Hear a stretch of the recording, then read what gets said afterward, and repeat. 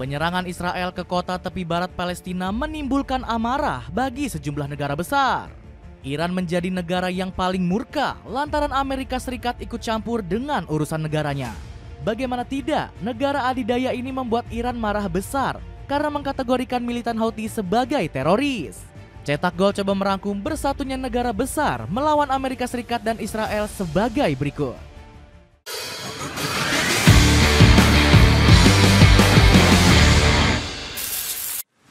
Israel Amerika kompak mencaplok wilayah Palestina. Amerika Serikat memang dikenal sebagai bangsa yang gak punya belas kasih. Pasalnya negeri Paman Sam ini semakin bertindak semena-mena kepada Palestina. Belum lama ini Donald Trump selaku presiden menganulir sanksi berat ke pemukim ilegal Israel. Alhasil para tentara Zionis langsung membuat onar di wilayah tepi Gaza. Rakyat Palestina pun menuntut Amerika Serikat untuk menyelesaikan kejahatan para Zionis ini. Hal ini dilontarkan oleh Abu Rudeine selaku juru bicara kepresidenan. Kami meminta pemerintahan baru Amerika Serikat untuk turun tangan, menghentikan kejahatan dan kebijakan Israel yang tidak akan membawa perdamaian dan keamanan bagi siapapun. Terang Abu Rudeine. Bukannya bertanggung jawab atas genosida, negeri Paman Sam malah semakin mendukung Israel. Bangsa Zionis ini secara brutal ingin merampas wilayah tepi barat. Bahkan Donald Trump menilai Israel berhak atas kawasan milik Palestina. Alhasil serentetan dukungan moral negara adik kuasa ini membuat para Zionis semakin menjadi-jadi. Israel tambah termotivasi untuk mengusir rakyat Palestina dari tanah air mereka. Bahkan Israel sampai hati untuk menurunkan para prajurit bersenjata lengkap. Kabar buruknya, para tentara pengecut Israel ini dikabarkan sudah menewaskan 10 nyawa rakyat Palestina. Operasi militer yang keji ini pun terus mengintai para jiwa-jiwa yang tak bersalah. Membuat Iran semakin murka. Penyerangan keji tentara Israel di wilayah tepi barat membuat Amerika semakin semena-mena. Negara adidaya ini bahkan ikut campur urusan dalam negeri negara Timur Tengah. Donald Trump gak tahu malu menuduh militan Houthi sebagai organisasi teroris. Aktivitas Houthi mengancam keamanan warga sipil dan personel Amerika di Timur Tengah, keselamatan mitra regional terdekat kita, dan stabilitas perdagangan maritim global. Tulis pernyataan Gedung Putih Amerika Serikat. Tuduhan yang dilontarkan Gedung Putih langsung memancing amarah pemerintah Iran. Esmail Baiki selaku Menteri Luar Negeri menuding Trump punya siasat licik untuk menjatuhkan Yaman. Dalih untuk menjatuhkan sanksi tidak manusiawi terhadap rakyat Yaman tidak dapat dibenarkan dan tidak berdasar, ungkap Esmail. Perseteruan ini berpotensi memicu perang besar bagi kedua negara. Pasalnya negeri para mullah gak akan ragu untuk menantang Amerika Serikat dan Israel. Terlebih lagi militer Iran sudah semakin kuat setelah memamerkan beberapa armada baru. Iran dikabarkan punya 1000 drone baru dengan kemampuan siluman dan anti benteng level tinggi. Selain armada baru, teknologi militer Iran juga terus berkembang. Pasalnya negeri para mullah telah meningkatkan kemampuan rudal mereka. Musuh mengira kemampuan produksi rudal kami telah terhenti, tetapi kekuatan rudal kami terus bertambah setiap harinya. Dalam hal kuantitas, kualitas, kemampuan, dan desain rudal kami mengalami pertumbuhan dan peningkatan yang signifikan, ungkap Mayor Jenderal Hossein Salami. Cina dan Rusia jadi pihak penengah. Selain menyenggol Iran, Amerika juga ikut-ikutan memprovokasi negara Cina. Meski begitu, negeri tirai bambu gak menghiraukan tingkah konyol pemerintah Donald Trump. Malah justru sebaliknya, Cina menunjukkan sikap tegas dengan mendukung kemerdekaan Palestina. Bahkan Menteri Luar Negeri Cina Wang Yi mendesak Dewan PBB mengakui kedaulatan Palestina. Cina meminta Dewan Keamanan PBB untuk sesegera mungkin menerima Palestina menjadi anggota resmi PBB, ungkap Wang Yi. Wang Yi juga menentang keras perbuatan semena-mena Amerika Serikat.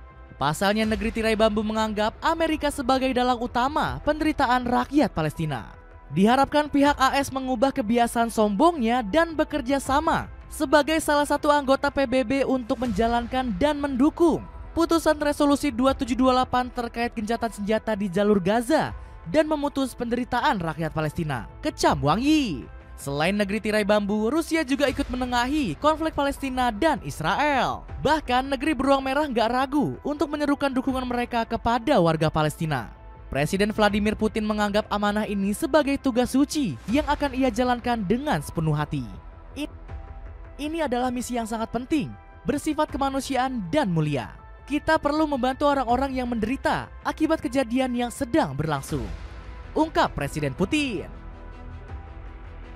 Kamu pengen tahu nggak rahasia Jude Bellingham bisa jago menggocek? Itu karena sepatu Adidas Football Predator League Firm yang bisa kamu dapatkan dengan diskon 30%. Buruan, tunggu apa lagi? Cek linknya di bawah ini. Didukung Korea Utara. Palestina ternyata nggak hanya mendapatkan dukungan dari negara-negara Muslim. Sebut saja Korea Utara yang turut ikut andil dalam permasalahan ini. Negara pimpinan Kim Jong-un ini ternyata mendukung Palestina sudah sejak lama. Bahkan Hermit Kingdom telah mendesak Dewan Keamanan PBB untuk menjadikan negeri para nabi sebagai anggota penuh. Bahkan pemerintah Korea Utara kerap kali mengecam aksi keji yang dilakukan Israel di Palestina.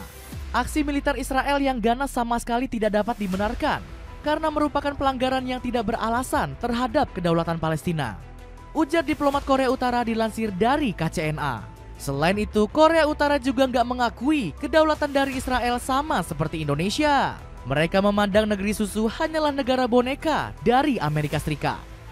Selain itu, Korea Utara juga menganggap negeri Paman Sam sebagai dalang utama dari berbagai konflik di Palestina. AS telah menutup mata terhadap Israel, pendudukan ilegalnya atas wilayah Palestina, serangan bersenjata yang terus-menerus, jatuhnya korban sipil dan perluasan pemukiman Yahudi, tulis KCNA. Alhasil Korea Utara disebut memberikan bantuan persenjataan kepada Hamas. Hal ini disampaikan oleh mantan perwira Amerika Serikat yakni Bruce Bethel. Tampaknya sejumlah besar senjata yang digunakan Hamas berasal dari bantuan Korea Utara, kata mantan perwira intelijen di Badan Intelijen Pertahanan AS tersebut. Kekalahan Israel Amerika yang sudah di depan mata.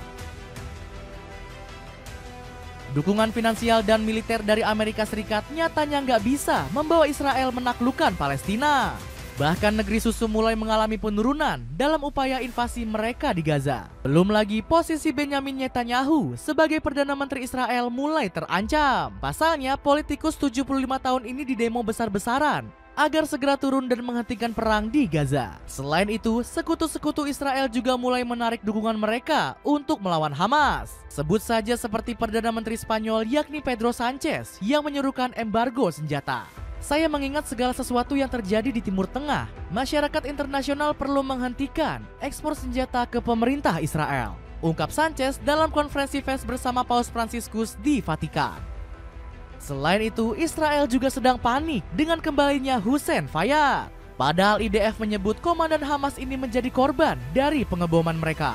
Bahkan Fayyad menyampaikan kalau dirinya bisa berhasil selamat karena memiliki misi untuk membawa Palestina merdeka. Gaza telah berdiri dan tak tergoyahkan, menang dan memandang dengan kepala tegak, kata Fayyad dalam kampanye gencatan senjata. Belum lagi Israel juga terancam gak mendapatkan dana besar dari Amerika Serikat. Pasalnya negeri Paman Sam sedang merugi akibat kebakaran di kota Los Angeles.